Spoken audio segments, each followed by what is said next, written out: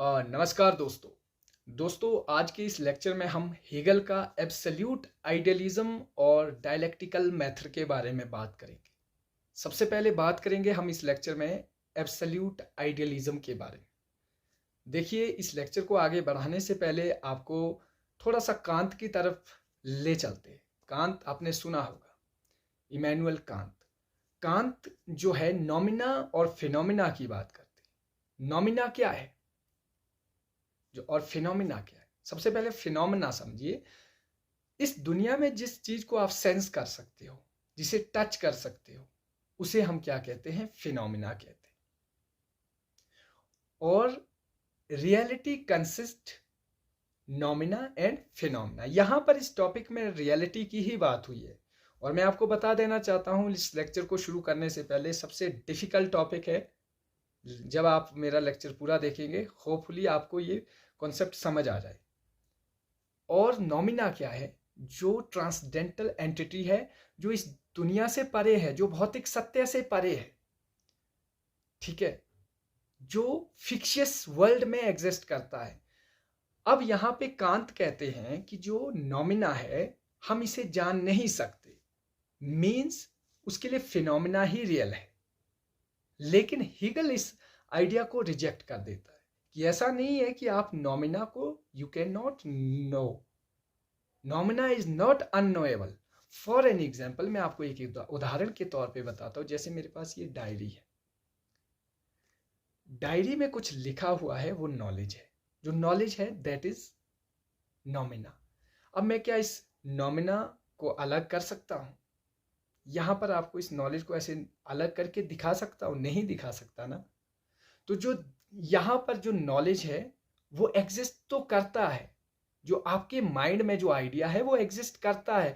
बेशक वो physical form में नहीं है इस वर्ल्ड में। अगर मैं इस डायरी को दिखा पा रहा हूं, तो वो ये रीजन है, क्योंकि ये फिजिकल फॉर्म में है।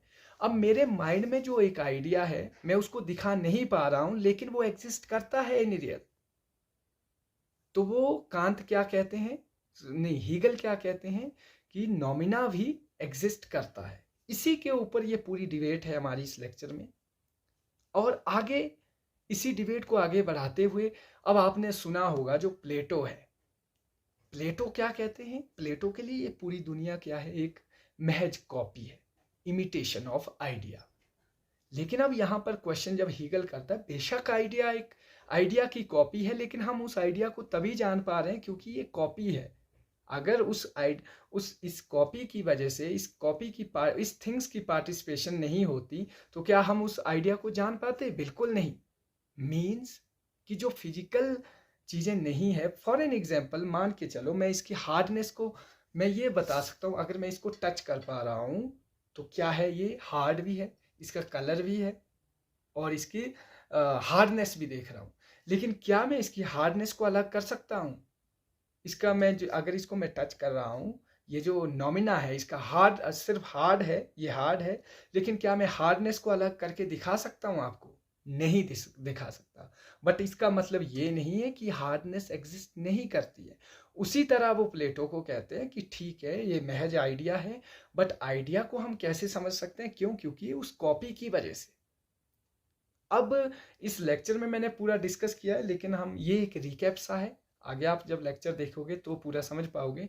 अब आगे देखिए, dialectical method, contradiction. Dialectical method सबसे पहले सॉक्रेट्स ने दिया था, जिसका मतलब होता है टू डिस्कस करना।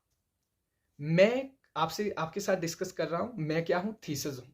आप क्या है? एंटीथीसिस है। मेरे पास एक आइडिया है, आपने काउंटर किया, वो एंटीथीसिस है। और कुछ कंक्लूजन निकला, वो क्या है? सिंथेसिस है। उसी तरह कॉन्सेप्ट देता है वो फैमिली का, सिविल सोसाइटी का और स्टेट का। फैमिली जो अपने बारे में सोचती है, सिविल सोसाइटी जब आप सोसाइटी के बारे में सोचते हो, स्टेट जब इन दोनों को सिंथेसाइज करते हैं, और तीसरी चीज बाहर आकर एक कंक्लूजन होता है, उसे क्या कहते हैं? Dialectical method. वो आगे कहता है कि इस दुनिया का जो एवोल्यूशन है, वो विदाउट डायलेक्टिकल मेथड संभव ही नहीं है। Sorry, without contradictions. जब तक इस दुनिया में कंट्राडिक्शन आती रहेगी, तब तक कोई नया आइडिया आता रहेगा। अब इसका मतलब ये नहीं है कि सिंथेसिस पर पहुंच गए आप, तो आपको अब तीसरा आइडिया नहीं आएगा।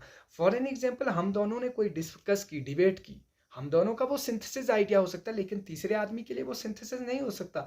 उसने उसको थीसिस बना लिया, उसने किसी दूसरे के साथ उस बात को डिस्कस किया, उसके लिए क्या बन गया, वो एंटीथीसिस। और जब उनका तीसरा सवाल निकल कर आ गया, दैट इज सिंथेसिस।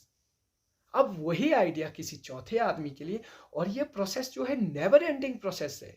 यही एवोल्यूशन है, यही इस संसार का एवोल्यूशन है। तो आइए इस लेक्चर को पूरा देखना आप, होपफुली कि आपके लिए बहुत हेल्पफुल होगा। तो लेट्स बिगिन। कि अगर आप हीगल के बारे में जानना चाहते हैं तो उससे पहले आपको कांत के बारे में जानना होगा, समझना होगा। पहले हम समझते हैं कि कांत जो न्यूमिना और फिनोमिना के बारे में क्या बात करते हैं। वो कहते हैं कि reality consist noumena and phenomena. वो नोमिना के बारे में कहता है कि noumena is can't be known because it is unknowable. Kant कहता है इसलिए हम फिनोमिना को जान सकते हैं क्योंकि वो फिजिकल है। फिनोमिना मीन्स एम्पिरिकल वर्ल्ड, यानी कि जो भी एम्पिरिकल रियलिटी है, जितना भी संसार का भौतिक सत्य है, सिर्फ उसी को जान सकते हैं। जो ट्रांसडेंटल की एंटिटी है, ये सब नोमिना है, इसको नहीं जान सकते। नोमिना को समझो, फिनोमिना जो फिजिकल वर्ल्ड में है, जिसे आप सेंस कर सकते हैं, टच कर सकते हैं। जो नोमिना है वो ट्रांसडेंटल एंटिटी है, जो बियॉन्ड है। फॉर एन एग्जांपल, आइडिया है, आपको कोई चीज़ महसूस हो रहा है, आप उसको देख नहीं सकते। हवा है लेकिन दैट एग्जिस्ट। इस तरह का जो आइडिया है, that talks about noumena. But Hegel reject this notion, reject करता है। यहीं पे कंट्राडिक्शन आ जाती है हीगल के कॉन्सेप्ट में। हीगल कहता है कि हम क्या करते हैं, जो कुछ भी हमारे माइंड में है उसको हम सब जानते हैं। यानी कि अगर आप ये कहते हैं नोमिना, जो नोमिना वर्ल्ड में रहते हैं, हम नहीं जान सकते, नोमिना अननोएबल है, ऐसा बिल्कुल नहीं है। कि आप ऐसा कैसे कह सकते हैं कि नोमिना को हम नहीं जान सकते। Whatever comes to our mind is real and having some existence, no matter whether it's in real world और एम्पिरिकल वर्ल्ड और फिक्शियस वर्ल्ड। जरूरी नहीं है कि हर किसी चीज़ को एग्जिस्ट करने के लिए रियल वर्ल्ड में होना ज़रूरी है, यानी कि फिजिकल वर्ल्ड में या फिजिकल फॉर्म में होना ज़रूरी है। ऐसा नहीं है। अगर वो किसी कल्पना या किसी काल्पनिक कथा में भी एग्जिस्ट करता है, फॉर एन एग्जाम्पल आप प्ले की बात करो, अगर रोमियो एंड जूलियट की बात करो, जूलियस सीजर की बात करो, अगर वो प्ले में एग्जिस्ट करता है तो मीन्स वो है, उसका एग्जिस्टेंस है। रियल में नहीं है तो क्या हुआ, काल्पनिक वर्ल्ड में तो है। सो ही अप्रूव्स कि नोमिना को हम जान सकते हैं। इसको समझने के लिए वो दो टॉपिक का सहारा लेता है। First is absolute idealism, next one is dialectic method. Absolute whatever reality is absolute, no matter it is in real world or transcendental world. कि वो कहता है कि जो भी whatever realities, जो भी रियलिटी है वो एब्सोल्यूट है, नो मैटर, ये चाहे रियल वर्ल्ड में चाहे ट्रांसडेंटल वर्ल्ड में, सब कुछ मिलकर एक एब्सोल्यूट आइडियलिज्म बनाता है। He is, me is real, physical. अब फॉर एन एग्जाम्पल, मैं मान के चलो यहाँ से पढ़ा रहा, मैं एक फिजिकल इंसान हूँ, मेरा एक फिजिकल फॉर्म है। My knowledge is my transcendental entity, और मेरा नॉलेज जो है वो दोनों, जब मैं और मेरा दोनों नॉलेज बनते हैं मिलकर एक टीचर की फॉर्म बना रही है। वो जो फिजिकल और ट्रांसडेंटल मेरी नॉलेज दोनों मिलकर क्या बना रहे हैं, एक एब्सोल्यूट आइडियलिज्म बना रहे हैं। दैट इज, दोनों चीज़ क्या है, एब्सोल्यूट है। हीगल कहता है कि अब यहाँ पे हीगल, स्पिनोजा जो है वो गॉड के बारे में अल्टीमेट रियलिटी की बात करता है कि जो स्टैटिक है, मीन्स एक जैसा है। बट हीगल के लिए अल्टीमेट रियलिटी को एब्सोल्यूट बोलता है। हीगल यहाँ पे जो आइडिया है, फॉरेन जो हीगल है वो एब्सोल्यूट रियलिटी को डायनामिक कहता है। कि अब उनके लिए जो था, गॉड तो मान लिया कि एक अल्टीमेट रियलिटी है, क्यों, उस टाइम भी गॉड का कॉन्सेप्ट एक था, लेकिन यहाँ पे हीगल जो है वो उसको डायनामिक कहता है, क्यों, एब्सोल्यूट बोलता है। इसके लिए आइडियलिज्म को एब्सोल्यूट आइडियलिज्म कहा गया है। ये डायनामिक है जिसको चेंजिंग देखने को मिलता है। आप आगे जैसे सुनेंगे, चेंजेस तभी दिखाई देते हैं जो रियलिटी है, जो थोड़ी बहुत फिजिकल है। नहीं तो गॉड तो जो पहले थे वही आज है। अगर ट्रांसडेंटल अगर इंसान है तो उसमें तो चेंजेस भी होता है। अगर आप इंसान की बात करते हैं, इंसान की जो थिंकिंग है वो ट्रांसडेंटल है, लेकिन चेंजेस है जो डायनामिक भी है। और दोनों है, डायनामिक भी है और स्टैटिक भी है। स्टैटिक इसलिए क्योंकि उसमें ट्रांसडेंटल रियलिटी भी है। हीगल के लिए रियलिटी एटर्नल है, शाश्वत है, जो कभी ख़त्म नहीं होती, और कुछ सिस्टम हमेशा एक जैसे रहते हैं, वो चेंज नहीं होती है। It is the same time. अब वो यहाँ पे एक एग्जाम्पल देते हैं आग का। वो कहते हैं it is the same time, it is true that fire Burns and too much of cold kills. We cannot brush them aside by calling them as not absolutely real. In that case, they cannot be called absolutely unreal. Hence, things have both reality and reality objects also exist. They are not unreal. For an example, वो कहते हैं अगर आग सर्द को ख़त्म कर देती है, कोल्ड दिखाई नहीं देता, बट बोथ आर ट्रू, इसलिए हम दोनों में से किसी एक को अनरियल नहीं बता सकते। अगर आपने कहा ठंड है, बेशक नहीं दिख रही है, तो आपने आग का सहारा लिया, आग ने ठंड को ख़त्म कर दिया, बट इसका मतलब ये नहीं है कि आग से ठंड ख़त्म हुई है। मीन्स ठंड एग्जिस्ट करती है लेकिन आग से कम हुई है। उसी तरह दोनों में से किसी एक को अनरियल नहीं बता सकते, बिकॉज रियलिटी जो है, ठंड एग्जिस्ट करती है तभी आग है तभी तो ठंड नहीं है। जब आग जली है तभी ठंड नहीं है, अगर ठंड नहीं है तो आग नहीं जलाएंगे आप। मीन्स कि जब ठंड होगी तभी आग जलाएंगे ना। तो दैट इज़ क्या है, दोनों एग्जिस्ट करते हैं। जो चीज़ आप नहीं देख सकते, आग देख सकते हो लेकिन ठंड आप फील कर रहे हो, means that exist. Everyday objects also exist, they are not unreal. Every puff of existence, हर छोटी सी छोटी चीज़ का अस्तित्व है, भले ही वह एक क्षण के लिए हो लेकिन उसकी रियलिटी तो है। आप समझ गए होंगे। Every puff of existence, no matter however ephemeral, has some reality about it. It was maintained even by Plato. Plato के लिए तो no doubt, for Plato idea alone are real, but things are the mere copies and they also remind us of ideas. अब प्लेटो के लिए जो idea है वो real है, लेकिन हम प्लेटो इस दुनिया को भी कॉपी बोलते हैं, लेकिन इसका मतलब वो उस कॉपी की आइडिया तो है, उस आइडिया की तो कॉपी है। हमें जो कॉपी है, ये जो दुनिया उस आइडिया की कॉपी है, कहीं ना कहीं ये दुनिया हमें उस कॉपी की तो एग्जिस्टेंस की याद दिलाता है। So there is the participation of things in the ideas. So उन चीज़ों की पार्टिसिपेशन है उस आइडिया में। For Hegel a thing is an aggregate of universal which are the same thing as ideas. अब हीगल के लिए जो है, जैसे आग जलती है, उसकी लपटें उठती है और गायब हो जाती है। आप समझो, समुंदर में लहरें उठती है, लहरें गायब होती है, बट एक पॉइंट ऑफ टाइम उसका एग्जिस्टेंस तो था जब वो उठी थी। मीन्स जब लपटें उठी थी, जब समुंदर की लहरें उठी थी, कुछ समय के लिए तो था ना। तो इसका मतलब जो मैंने आपको ऊपर कहा, इफेमरल, कुछ क्षण के लिए ही सही, लेकिन रियलिटी थी।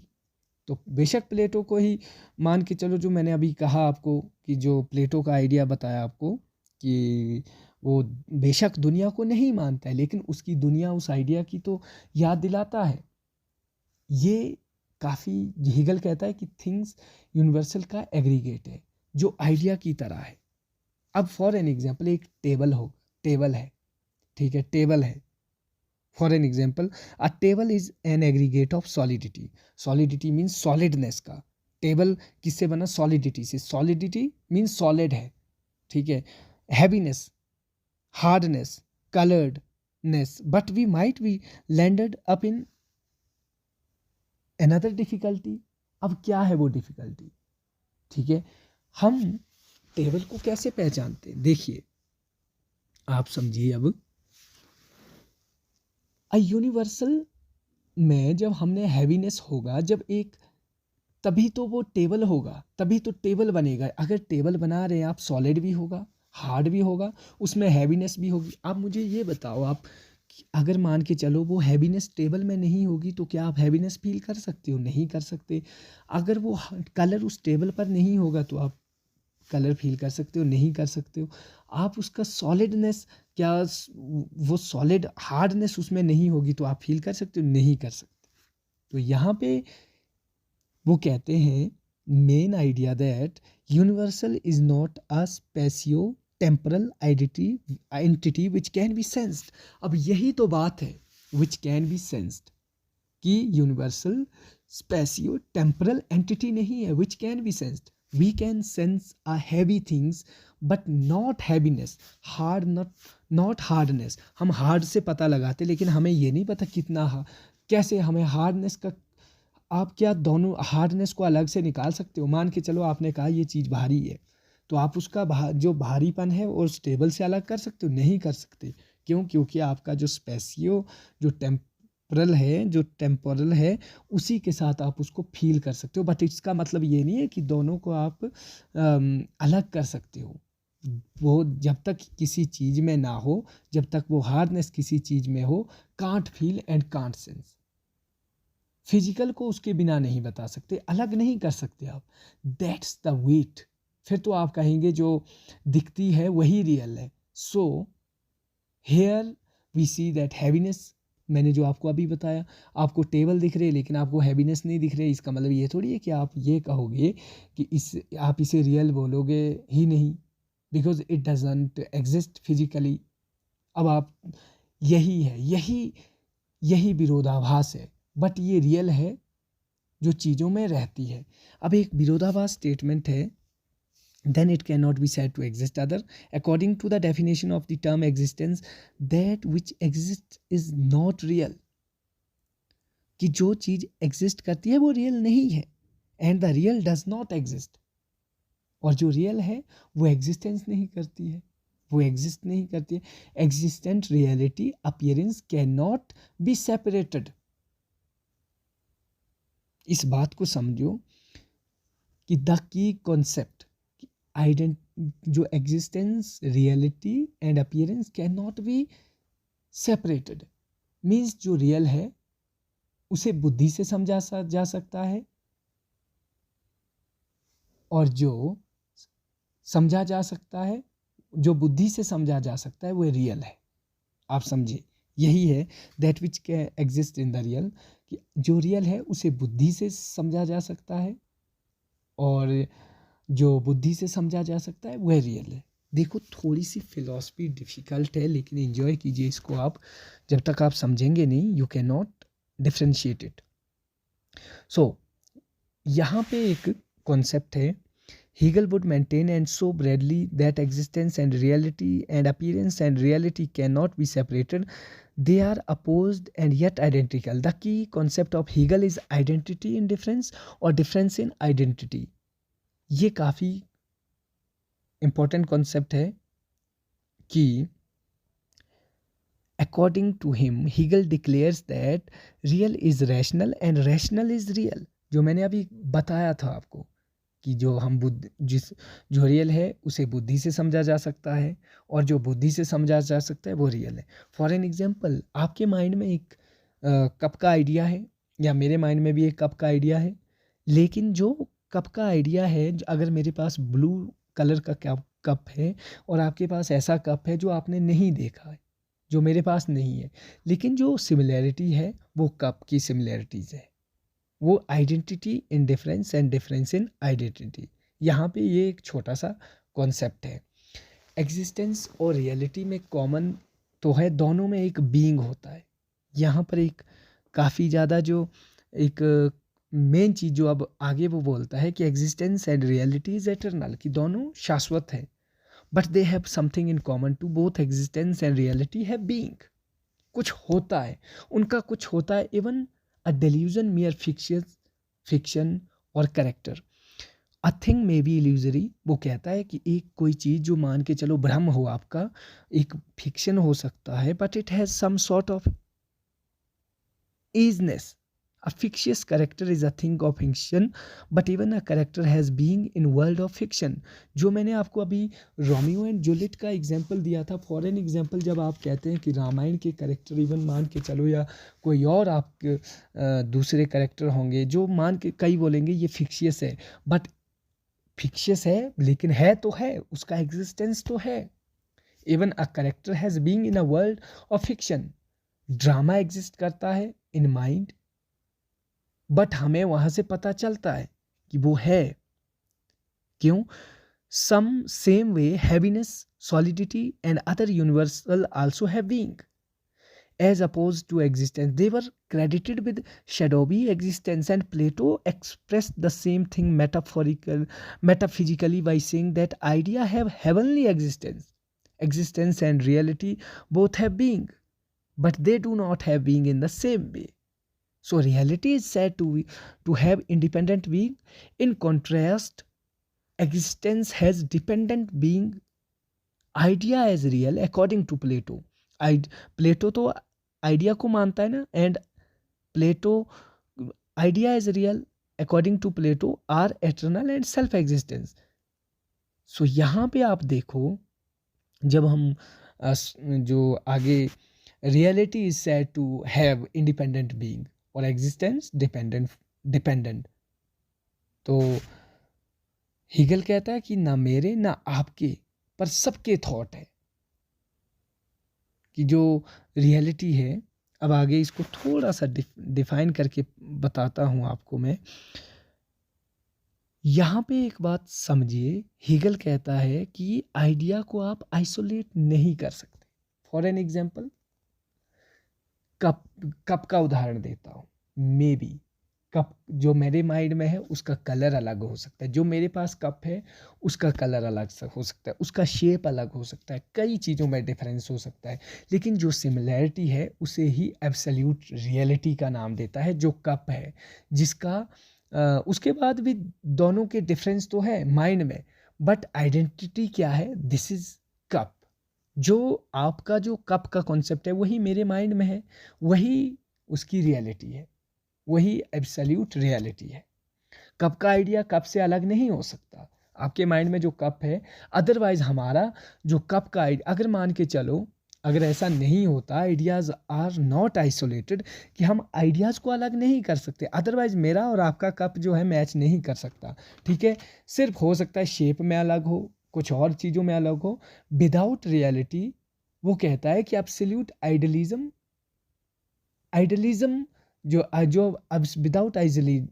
विदाउट एब्सोल्यूट आइडियलिज्म, आइडिया बदलता रहता है time to time. How it's changing, किस तरह से ये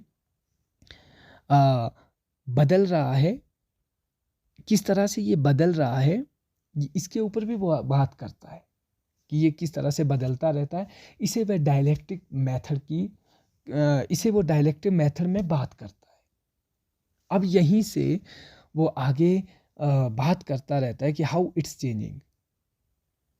वो यहीं से तो कहता है कि हाउ आइडिया जो है वो बदलता रहता है. मैं आपको थोड़ा सा इसके बारे में एक, he says that ultimate reality is absolute idea which is dynamic, not static, because it is unfolding itself, becoming something. How it is changing and becoming something, he gave dialectic evolution method. यहीं से वो dialectic evolution method का concept देता है. Dialectic method means to discuss something. Hegel's political philosophies rest mainly on his dialectical method. Hegel borrowed, हालांकि ये जो उसका आइडिया था वो उसका पहला नहीं था, ये सॉक्रेट्स ने पहले दिया था, बट इसको आगे किसने पॉपुलराइज किया? हीगल ने. ही borrowed his method from Socrates, who is the first exponent of this idea. Hegel has himself expressed his idea to Socrates for his method. The dialectic means to discuss. Dialectic method का मतलब होता है discuss करना. Socrates believed that one could arrive at the truth only by constant questioning. कि आप कब question पर पहुंच सकते हो? जब आप क्वेश्चन करोगे. Socrates believed that one could arrive truth only by constant questioning. It was the process of exposing contradictions through the methods of discussion. कि हम इसको कैसे सॉल्व कर सकते हैं इन contradictions को? थ्रू डिस्कस से. Having taken a due, Socrates, Hegel argued that absolute idea or the spirit, जो आइडिया और स्पिरिट के बीच में, in search of self realization moves from being to non being to becoming. For an example, being की बात करेगा, फिर non being, और वहीं से कौन सा कॉन्सेप्ट आएगा? becoming. एक being है जो non being, and then becoming, जैसे मैंने आपको अभी बताया था. To put in a simple words, an idea moves from a thesis to antithesis. ठीक है, अब जैसे मैंने आपको बताया था जो थीसिस है, थीसिस मैं थीसिस हूँ अगर मैं डिबेट कर रहा हूँ और आप एंटीथीसिस का रोल कर रहे हो, ठीक है, और जो हमारे बीच में जो कंक्लूजन है उसे हम सिंथेसिस कहते हैं. To put in a simple words, an idea moves from thesis to antithesis until a synthesis of the two is found. Synthesis has in its element of thesis as well as an antithesis. In due course, the synthesis itself acquires the status of thesis and gives rise to its own antithesis. This process goes on. चलता रहता है ये, आपके बीच में जितनी contradiction आएगी, जितना solution होगा, ठीक है. In practice Hegel applied his dialectic method to domains of ideas. यही तो एक आइडिया का डोमेन है.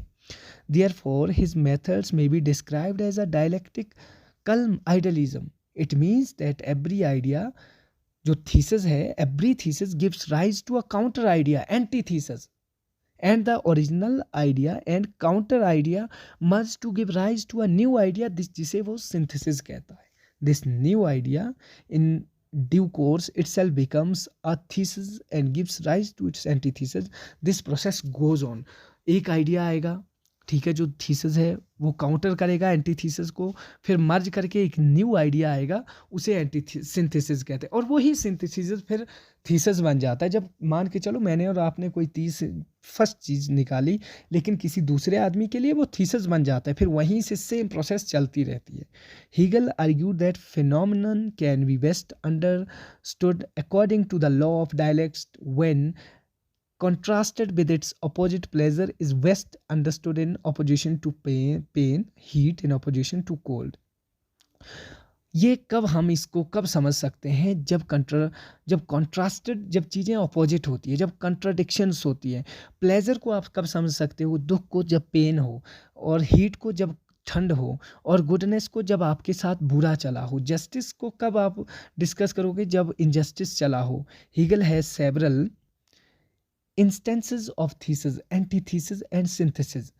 अब यहाँ पे वो नोट वर्ती दैट वो फैमिली की बात करता है कि फैमिली इज़ द थीसिस. क्यों फैमिली में हम अपने लिए काम करती है ना family. And civil societies antithesis and state is synthesis. State सबका सिंथेसाइज करती है. और इन देन सिमिलैरिटी, वो उसको एग्जाम्पलीफाई भी करता है. Similarity despotism is thesis, democracy is it in its antithesis, and constitutional monarchy is the synthesis. अब वो आगे कहता है कि इन ऑर्गेनिक और ऑर्गेनिक को मिलाकर ह्यूमन बीइंग बनते हैं.